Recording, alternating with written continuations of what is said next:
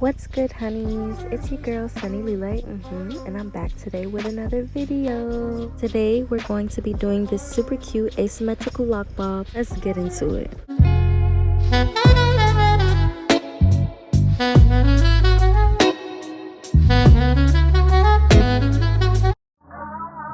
These are a few of the products needed to create this hairstyle.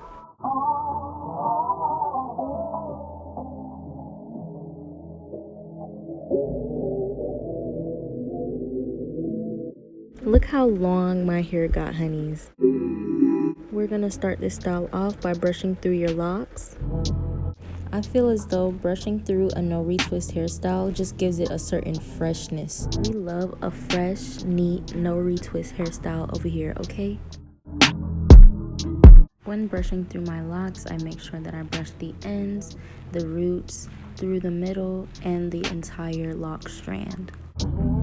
After brushing the lint out of all of your locks, you're going to put your hair into 3 sections. We're going to divide the top from the middle and the middle from the bottom. And then on the bottom half, we're going to split those in 2 so that we can get that gradient effect with the asymmetrical bob. Splitting your hair like this is not necessary, but I do it just because it's easier to visually see where you want your split or your gradualness to start.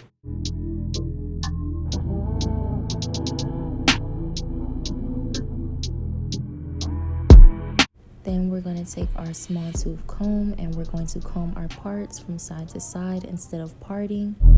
This ensures that we're not tearing our hair out. Now we're going to take some oil and water and spray it into the section that we're about to do.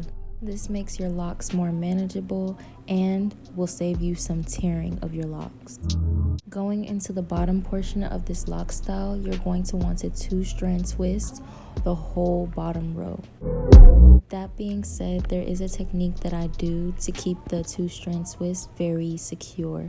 Stay tuned for the more detailed version of the 2-strand twist.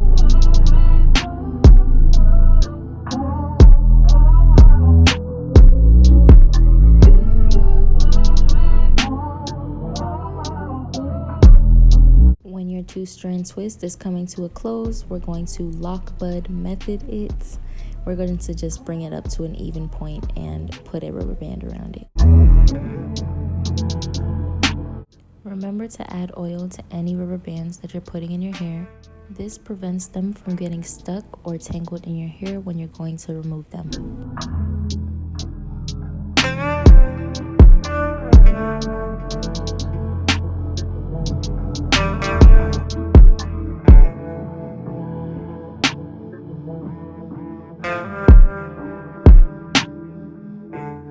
Now that we have the first side complete, we're going to go ahead and move on to the next side. This side will be slightly different, but for now, the first step is to 2-strand twist. Let's get into this detailed version of the 2-strand twists. After locating the 2 locks that you want in your 2-strand twist, you're going to do a mini retwist for the both of them. Following the mini retwist, you're going to want to start twisting your hair, making sure that each hand is going opposite of one another when twisting. For example, if your right hand is twisting clockwise, your left hand needs to be twisting counterclockwise to ensure that these locks are actually twisting around one another instead of being wrapped around one another. To secure the 2-strand twist, you're going to close it off with a rubber band. I went in to finish up the 2-strand twist on the bottom half because we're doing a little bit more to this half. Remember, I said that this is the base. Let's get into it.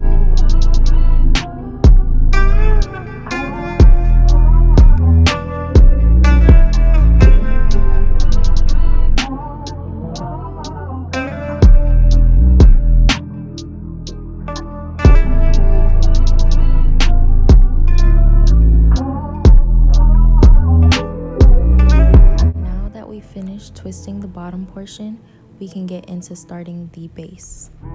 This portion of the hairstyle will include lock knots, and I'm going to be showing you 2 different ways that you can do a lock knot.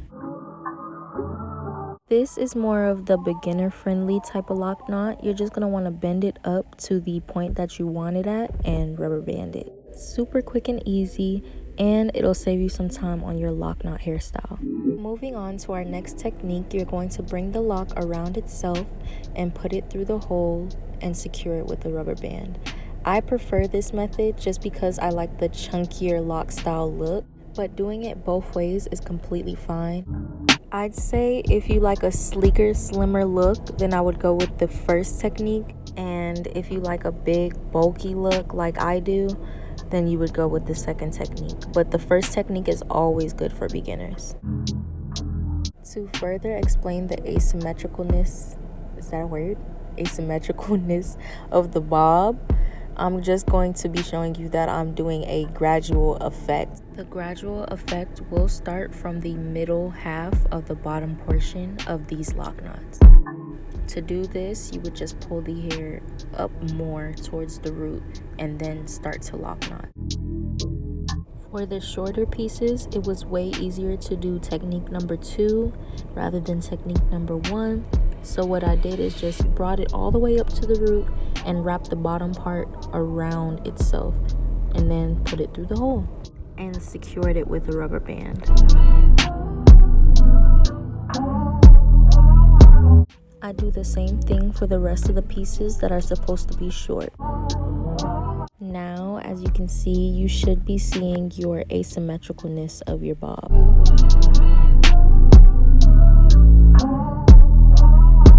Not me feeling the bob already and the style's not even done yet. I'm dead. I'm dead. Now let's get into this middle portion. We're going to spray it with some oil and water. Now I'm just massaging that oil into this section to loosen up these locks. In this section, we're going to be doing the same thing. We're going to be using the base as a guideline. Let's get into this clearer visualization of this 2-strand twist. Making sure that there's a separation between the two, you're going to clockwise and counterclockwise your hands so that you're twisting the locks around each other instead of wrapping them around each other. When you wrap them around each other, it's more likely to unravel. You're going to do this movement all the way down until we seal the 2-strand twist.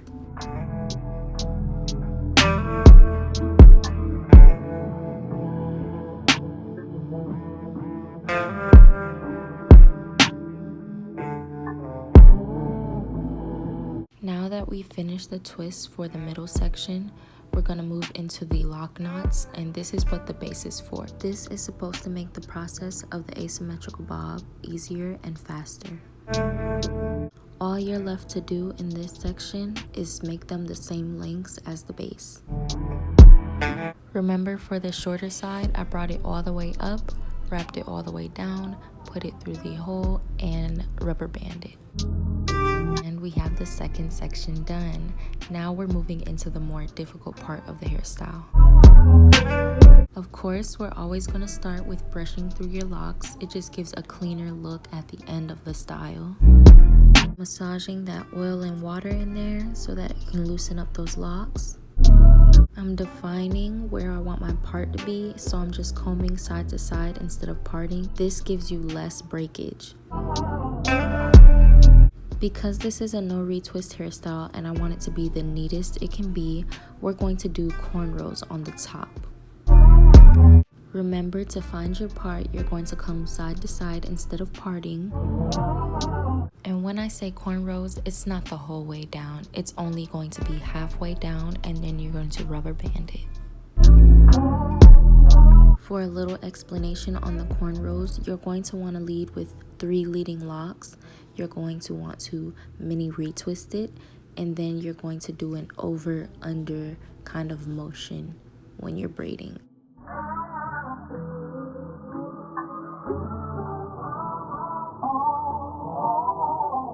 Halfway, you're going to secure it with a rubber band. We're going to continue this process the whole way around your head.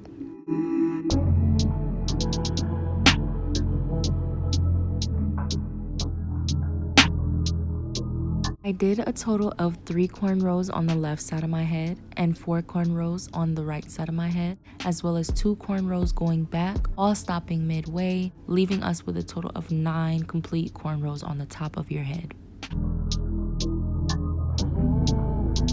As you're cornrowing your hair, you're going to want to make sure that you're only grabbing each individual lock instead of putting your fingers through the locks. Because this is a no retwist style, you're going to have a lot of new growth, and it's going to be easy for you to tangle your fingers into the new growth. So you're going to want to make sure that you take each individual lock and braid it in.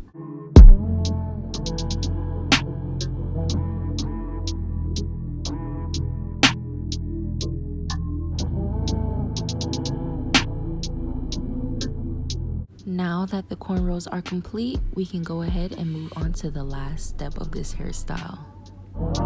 In these last few steps, we're just going to 2-strand twist the remainder of the lock strands.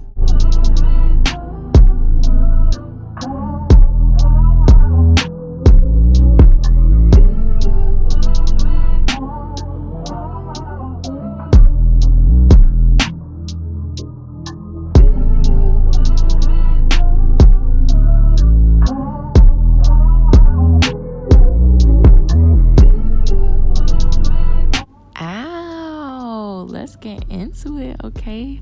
I love how neat it looks with the cornrows. Now we're gonna finish up the top row by adding in the lock knots, and we're just going to make them the same length as the base. Remember, there are 2 methods to get a lock knot, and you're gonna secure it with a rubber band.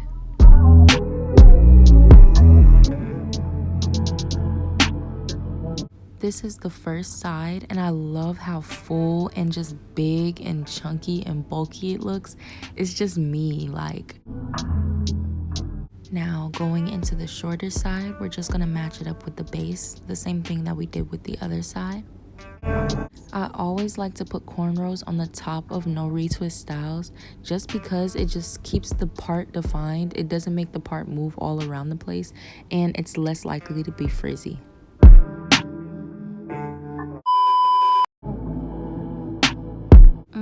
Let's get into it. I absolutely love how bulky and chunky it looks. If you enjoyed this video, be sure to give it a thumbs up, comment, and subscribe. And I'll talk to you later. Toodles, honeys.